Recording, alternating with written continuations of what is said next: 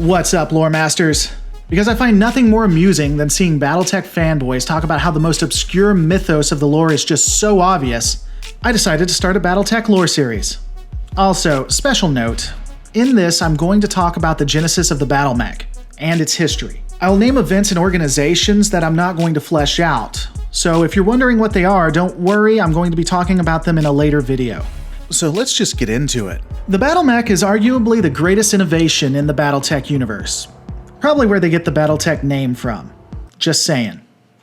Known simply as mech for short, these armored vehicles stand anywhere from 8 to 15 meters tall and their weight can range from about 20 tons to 100 tons. Some can even go over 100 tons, but this is widely considered not to be feasible. This being due to the limitations of the technology available. The original creation of the Battlemech was meant more for operations on planets with an atmosphere, but as time progressed, they would also be able to be used in water, space, and other hazardous environments. Though it is worth noting that depending on the environment, the risk to the pilot would be substantially increased. Which makes sense, I mean, fighting on a beach has different limitations than fighting in an active volcano. Most mechs are, in some fashion, created in man's image. This means that their combat and ability when fighting other hostiles, including other Battlemechs, will mimic the abilities of humans. It's not uncommon to see two mechs utilizing weapons, melee attacks, and acrobatics to gain an advantage. Some mechs can even do handstands, because that's definitely needed in combat. The introduction of the Battlemech drastically changed the way war was waged in the Battletech universe, and would irrevocably change human history in the eras to come. In almost every way, the Battlemech is superior to any other vehicle that can be fielded. The only limitation would be how much a government or an individual can afford. Owning a Battlemech is not exactly the cheapest thing in the universe. Before I continue, I've already stated, but I'm going to be referencing some things that I'm going to address in future videos. So, and again, I know this is redundant, but if I say don't worry, we'll touch on it later, get used to it and don't get too upset. This lore is annoyingly intricate and interwoven in itself. The history of the Battlemech begins with the Terran hegemony. Hegemony. Hegemony. A government we'll be getting into in the coming weeks. The Terran hegemony had begun top-secret research into utilizing advanced machinery to fight their enemies. Known as Operation Musclebound, the research occurred at the University of Zimbabwe. I guess you could say that the Terran hegemony found a way. Am I right? Ultimately, the scientists would be able to refine Myanmar technology. Again, something we'll have to talk about later, but for a quick synopsis, Myanmar fibers are an artificial biological muscle that have great strength-to-weight ratio. Effectively, they allow machines to carry more weapons and armor than counterparts that don't use the fibers. There's a lot that goes into it, and again, I'll break it down later, but just know this is magic tech. And of course, magic tech can tech, which allows for the creation of Battlemechs so you and I can play games. The technological advancements of Myanmar technology and the ability to create mechs would stay a secret until the reign of Lady Margaret Cameron. I attempted to determine the exact year that Lady Cameron came out with the technology, but it would seem that that's a secret lost to the ages. However, Lady Cameron didn't actually showcase Battlemechs. Instead, she showed work mechs, effectively mechs that had a commercial use. Because when I think Battletech, I think building of infrastructure and continuing prosperous society, so it's good that that piece of lore exists. As with most everything, the use of mechs was not kept to the commercial sector, as the Terran military worked tirelessly to research and develop war variants and effectively create the Battlemech. The first use of a Battlemech was during the Age of War, and yeah, I'll get into that Age of War later, so just chill, we'll get into it, don't worry. But on February 3rd, 2439, Colonel Charles Kincaid faced off against a lance, and a lance is 4 vehicles for those who are curious, of remotely operated heavy tanks in a battle trial. The mech, whose class is lovingly called the Mackie, utterly destroyed the tanks without taking any damage. It was a resounding success. But even with this success, the Battlemech was kept a secret and wasn't used for many years afterwards. The first time the Battlemech saw actual combat was in 2443 when a lance of Mackies would attack a Draconis Combined Heavy Army Company on Stike, or Stike in the Latin. And of course, we'll talk about the Draconis Combined later. Only a single tank survived that encounter. To give a sense of scope, a company generally consists of 3 lances, or 12 vehicles, with some auxiliary lances that include scouts, armor, and artillery. So the Mackies destroying an entire company is not an insignificant force that they routed. Needless to say, the major powers and enemies of the Terran hegemony would make all attempts to gain this technology. The Battlemech gave a decidedly huge advantage to the Terrans. While the hegemony would keep the plan of the Battlemech secret for many years, ultimately all of the major powers would have the plans by at least 2466. Or that's at least as far as I can tell. Again, I've been doing research, but there are so many books. So if I'm wrong, please let me know in the comments below. The Age of War would come to an end with the formation of the Star League, which is honestly what I was going to try to start out with doing lore, but God help me, I have to do all of this before I can even get to the Star League. Jesus Christ, I'm pretty sure the writers of the Battlemech also wrote Doctor Who.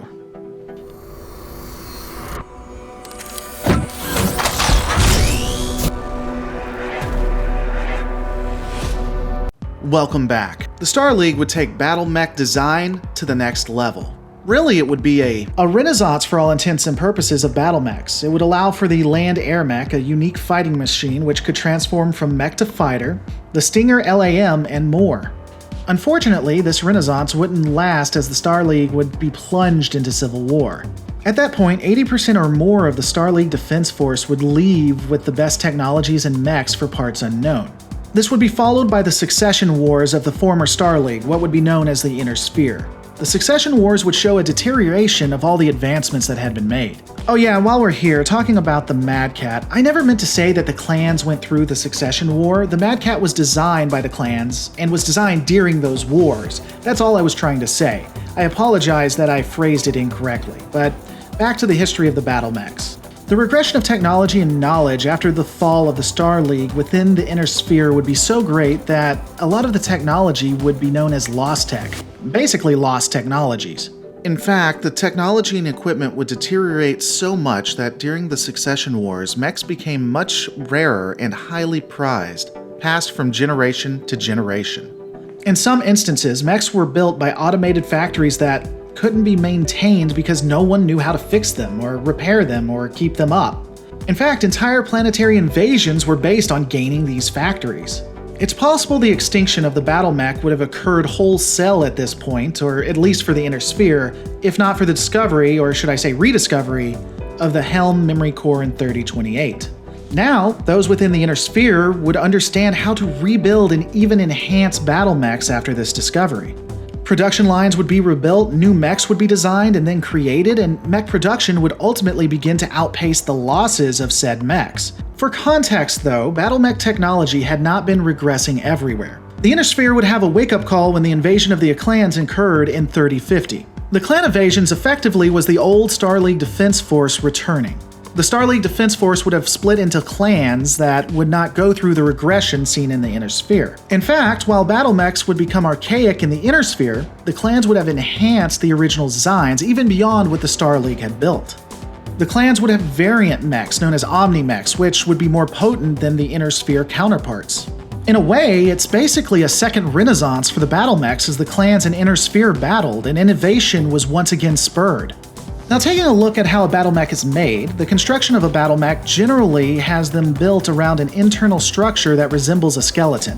Most Battlemechs resemble the human form to one extent or another, which does allow them to do amazing feats which have come in handy in battle and allow versatility. The musculature of mechs is the Myomur technology that we discussed before, combined with a large gyroscope system that provides stability and bipedal movement. Additionally, even some mechs are outfitted with jump jets, allowing them to launch into the air. Pilots of Battlemechs are known as, wait for it, mech warriors. Mech warriors are seated in a cockpit and connect to the mech itself through a neurohelmet which reads their brainwaves. This would allow the pilot and the mech to become one in a way, and thus providing balance and necessary function. The pilot would utilize the neurohelmet and additional controls for combat operations. During this time, the pilot would be assisted by a diagnostic interpretation computer, so basically a DEEC.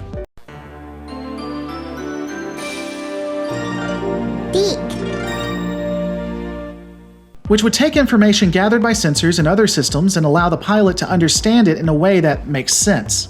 Mechs additionally would have a life support system and room for a passenger. Well, at least some mechs would.